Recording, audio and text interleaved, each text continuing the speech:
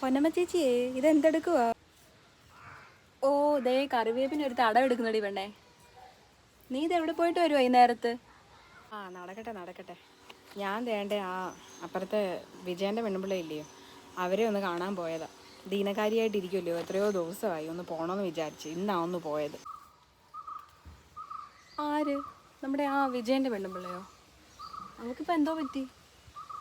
അത് തന്നെ. ഏതാണ്ട് ഓപ്പറേഷനോ മറ്റോ വേണമെന്ന് പറയുന്നത് കേട്ടായിരുന്നു.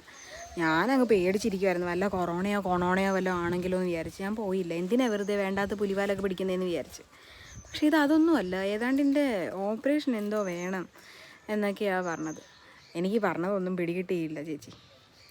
എന്തായാലും രാവിലെ ജോലിയൊക്കെ ഒതുക്കിയപ്പോൾ ഞാൻ വിചാരിച്ചു എന്നാൽ അവിടം വരെ ഒന്ന് പോയേച്ച് വന്നേക്കാമെന്ന്. എന്തായാലും ഒരേ നാട്ടുകാരല്ലയോ, എപ്പോഴായാലും കാണേണ്ടവരല്ലയോ, വെറുപ്പിക്കണ്ട. നമുക്ക് നാളെ ഒരാവശ്യം വന്നാൽ ഇവരൊക്കെ അല്ലേ ഉള്ളു ചേച്ചി. അതുകൊണ്ട് എന്തായാലും അവിടം വരെ പോയേച്ച് വരുക. ഷോ എന്തായാലും നീ ദീനക്കാരിയെ കണ്ടേച്ചും വരുമല്ലയോ, അപ്പോൾ പിന്നെ കുളിക്കാതെ നനയ്ക്കാതെ ഒന്നും ഞാൻ പെരക്കകത്തോട്ട് കയറ്റത്തില്ല കൊച്ചേ. അല്ലായിരുന്നെങ്കിൽ പെരക്കകത്തോട്ട് കയറ്റിയിരുത്തി ഒരു ഗ്ലാസ് വെള്ളം തരാമായിരുന്നു. ഞാനാണെങ്കിൽ ഈ ചത്തെടുത്തും പെറ്റെടുത്തും ഒക്കെ പോയിട്ട് വന്നു കഴിഞ്ഞാൽ 16 കഴിയുന്നത്, ഇത് ചത്തെടുത്താണെന്നുണ്ടെങ്കിൽ 16 കഴിയണം. അതുപോലെ ആശുപത്രി പോയിട്ട് വന്നാലും ഈ പറയുന്ന കൂട്ട് കുളിക്കാതെ നനയ്ക്കാതെ ഞാൻ പെരക്കകത്തോട്ട് കയറ്റത്തില്ല. എത്ര പേര് എന്തെല്ലാം അസുഖമൊക്കെ ആയിട്ട് വരുന്നത്, അതൊട്ടും മുടിച്ചൊക്കെ വന്നു കഴിഞ്ഞാൽ വിളക്ക് കത്തിച്ച് അതിന് ഫലം കിട്ടത്തില്ല കൊച്ചേ. അതുകൊണ്ട് ഞാനാണെങ്കിൽ കുളിക്കാതെ നനയ്ക്കാതെ ഇവിടെ പുറത്തൊരു ബാത്റൂം ഉണ്ടാക്കിയിട്ടുണ്ട്. അതുകൊണ്ട് നിർബന്ധമായിരുന്നു എനിക്കത്. ഉണ്ടാക്കി വെപ്പിച്ച് അതിനകത്ത് കുളിപ്പിച്ച് നനപ്പിച്ച് മാത്രമേ ഞാൻ വീട്ടിനകത്തോട്ട് കയറ്റത്തുള്ളൂ. ഞാനിപ്പോൾ രാവിലെ വയ്യാതാണെങ്കിലും തൂത്ത് തുടച്ചെല്ലാം ഇട്ടേക്കും. ഇനിയിപ്പോൾ നിന്നെ കയറ്റിയാൽ പിന്നെ ഇനി എനിക്ക് തുടയ്ക്കാനൊന്നും വയ്യ. നീ എന്തായാലും വീടിൻ്റെ പടിയിലോട്ടങ്ങാണ് ഇരിക്കും. ഞാൻ കുറച്ചധികം ദിവസമായിട്ട് ഈ കറിവേപ്പിന് ഒരു തടം എടുക്കണമെന്ന് വിചാരിക്കുന്നു. അതങ്ങനെ കിടക്കുന്നിട്ട് കിളിക്കുന്നു പോലും ഇല്ല. അപ്പോൾ ഞാൻ വിചാരിച്ച എന്തായാലും നീ അങ്ങോട്ടിരിക്കും, ഞാൻ വരുക. ഇതൊന്നും തടം എടുത്തിട്ട് വരാം. ഇല്ലേ പിന്നെ ഇത് മടി പിടിച്ച് ഇങ്ങനെ പോകും. ചെയ്യത്തില്ല ഞാൻ. പ്രായം ചെന്ന് വരുമല്ലേ, അതിൻ്റേതായ കുറേ തളർച്ചയാണ്, മനസ്സിനായാലും ശരീരത്തിനായാലും. അയ്യോ, അല്ല തന്നെ നമ്മളൊന്നും കയറുന്നില്ലേ. നമ്മളിവിടെ കാണാൻ നിന്നോ സംസാരിച്ചോളാം. നമ്മളിവിടെ ഒന്നും കയറാൻ വന്നൊന്നുമല്ല. നിനക്ക് പിണക്കമൊന്നും വേണ്ട കേട്ടോ.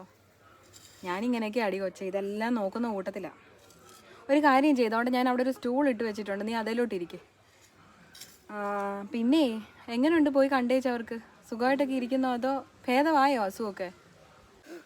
അതൊന്നും പറയാത്ത എൻ്റെ ചേച്ചി നല്ലത്. വീട്ടിലോട്ട് കയറണമെങ്കിൽ മൂക്ക് പൊത്തി വേണം കയറാൻ. എന്തോ നാറ്റമെന്നറിയാം, ഒളുമ്പ് വാട. എനിക്കാണെങ്കിൽ കാണിക്കാൻ വരുമായിരുന്നു. അങ്ങോട്ട് ചെന്ന് കയറാത്ത കുഴപ്പമേ ഉള്ളൂ.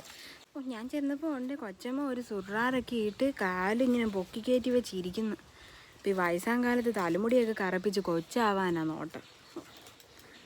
എന്തോയിനാന്നോ ഈ കാട്ടിക്കൂട്ടലൊക്കെ. എന്തോന്ന് സുറാറോ? അതെന്തോന്ന് സാധനം? എൻ്റെ തള്ളേ ചുരിദാർ എല്ലാം പതിയെ പോ അവിടുന്ന്. തന്നെ